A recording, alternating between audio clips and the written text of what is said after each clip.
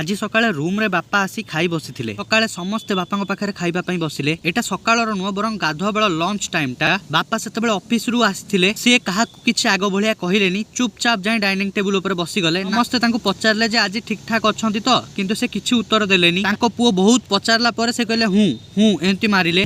मुह को पोती थाली पाखरे एंती बसिले। आ घुमरे घुमरे कहले भोक लागिलानी खाइबा को दे।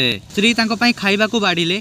पुओ भी जाई खाइबा टेबुल ऊपर बसिला। स्त्री तांको पाखरे जाई बसिले आ कहले तमे ठीक अछ तो आज कोन हेची एमिति मुह तळगु करी काहे की बसिछ। से स्त्री देखिला जे स्वामी खाइबा खाउ नांती, बरं से खाइबा को सेमती अनेकी खाली रहिचंती। से तांको पचारिले जे ये होउची कोन एमिति कोन आज बिहेव करूछ। से तांको हले हले डाकिले किंतु से टोटल सुनिलेनी।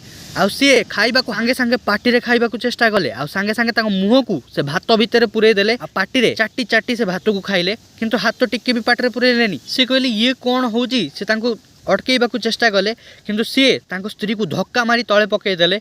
आउ तांको पुओ को रागी के अनेले। तांको मुहरे एकदम तांको मुहरे लंबा लंबा दांत थिला। आ तांको आखि रेड रेड लाइट जळुथिला। तांको मुहरे भात गुडा पूरा लागिथिला। आ किछि भात थाली रु एकाथरे तळे पडिथिला। नाउ नाउ करिकि पूरा खाउथिले। आराम से खाइबा लोक आज एमती एकाथरे राक्षस भलिया होउथिले। एक्चुअली ए सब कोन थिला।